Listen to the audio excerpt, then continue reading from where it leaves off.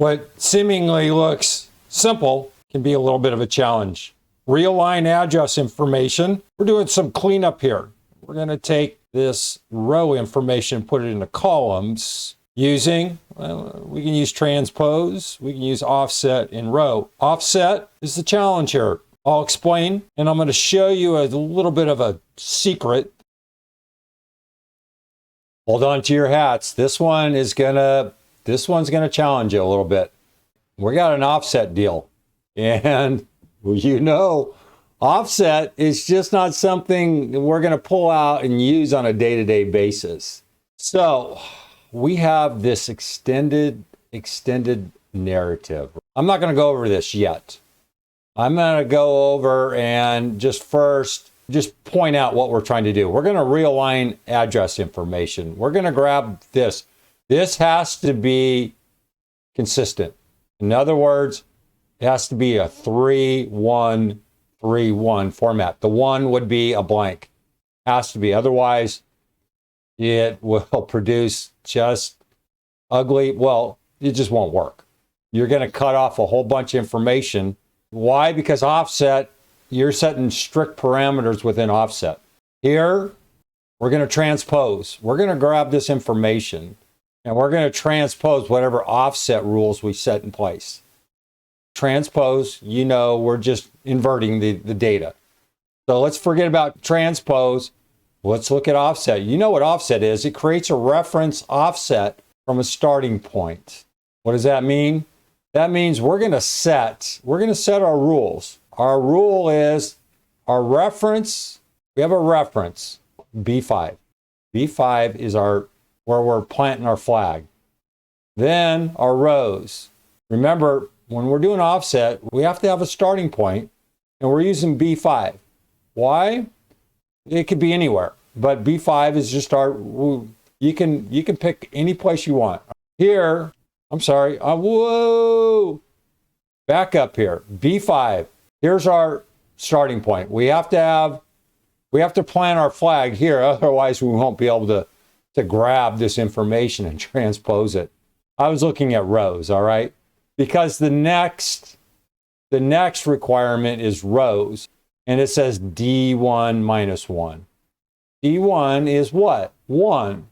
Minus 1 times 4 is 0. Why is that important? I'll tell you in a second. Columns, 0. Height, 3. Go back, reference, B5, our rows. Our columns, our height. Well, let's focus on rows. Here, we're looking at where we want to start our transpose, we have row D1 here. I'm just going to show you.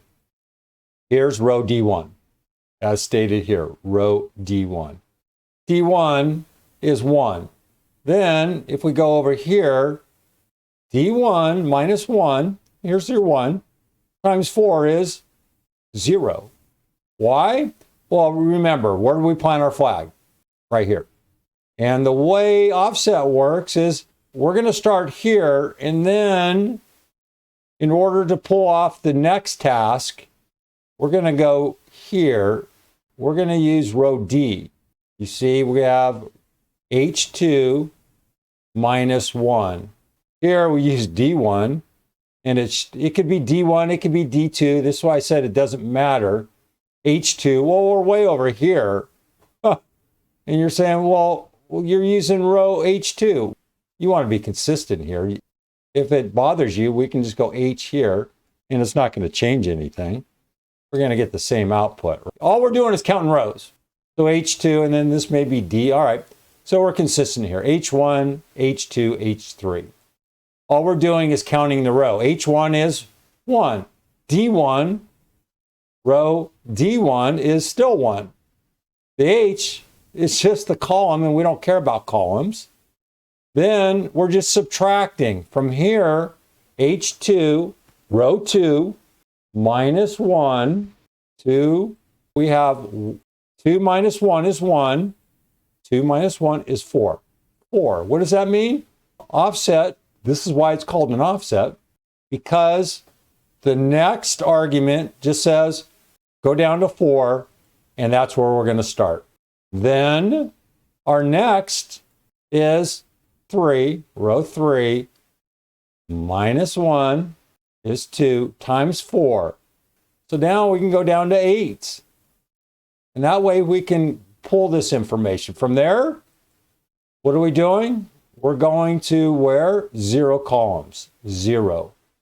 Why? Because we don't want to deal with any columns. Then, what's our width? We have this, I said width, I meant height. Hey, look here. We have columns, 0, and then height. And then width is optional. And so basically we're saying offset B5, because it's 0. We're starting here at 1. And then we're doing what? We're not dealing with any columns. Our height, 1, 2, 3, 1, 2, 3, we're grabbing, or 3 cells. I know it is challenging because your offset's over here, but you're grabbing this information. It's slick if you get it. It's a pain in the rear if you can't follow the logic here. And then the transpose just grabs this array, F9. You can see here's our array based on our offset, and then it just throws this information over. If we want to screw this thing up, we can go, oh, I don't know, put 3 here times 3, and it'll throw it all to chaos. If we put 1 here, 1, you can see what happens. We're not dealing with columns. That's why we're throwing that as a 0. Over here, if you need to review the offset, you want to see the map, it's laid out here.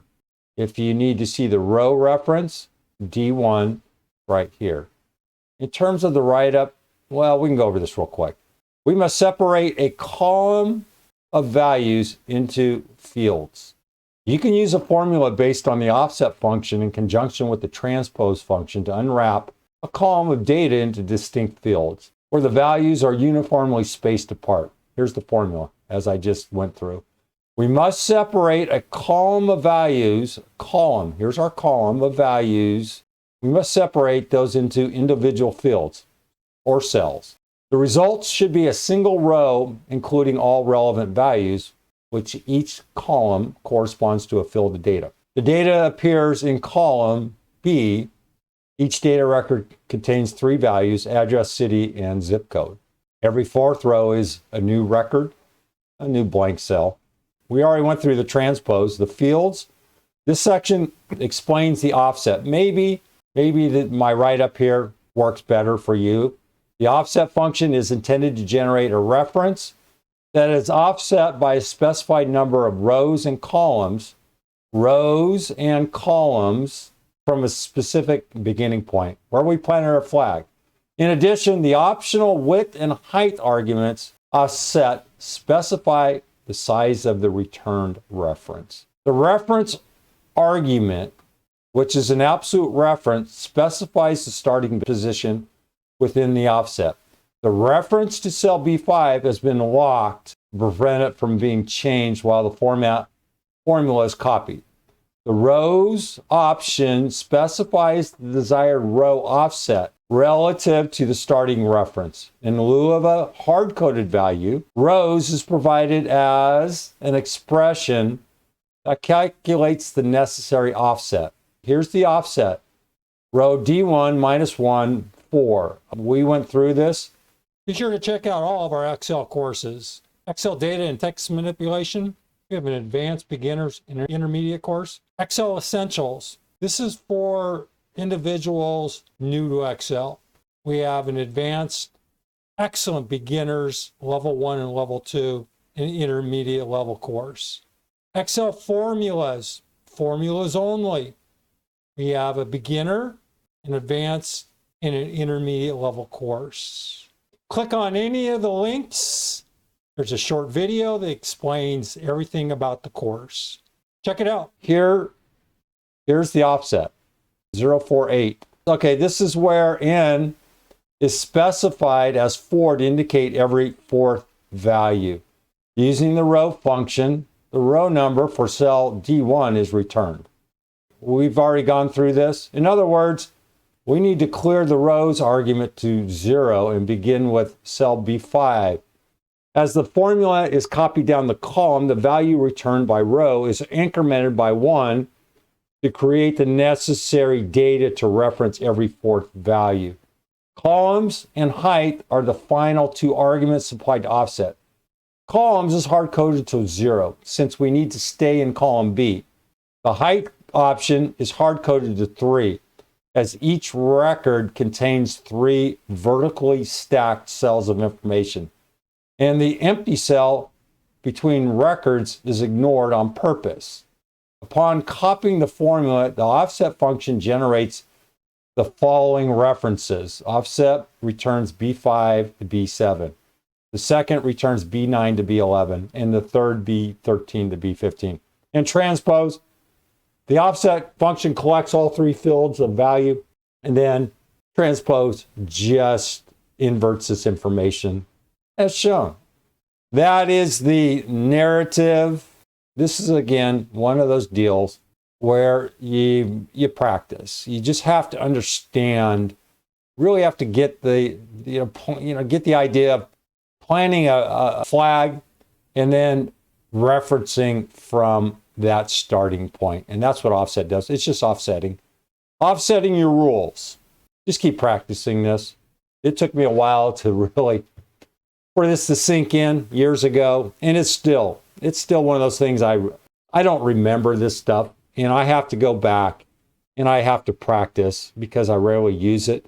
But it is helpful. It really is down the road, and especially if you're downloading information. You're going to get some mixed up stuff from time to time, and the offset really, really can help. The time saver. Brad Williams, XL Prime, a little offset and transpose to get you thinking.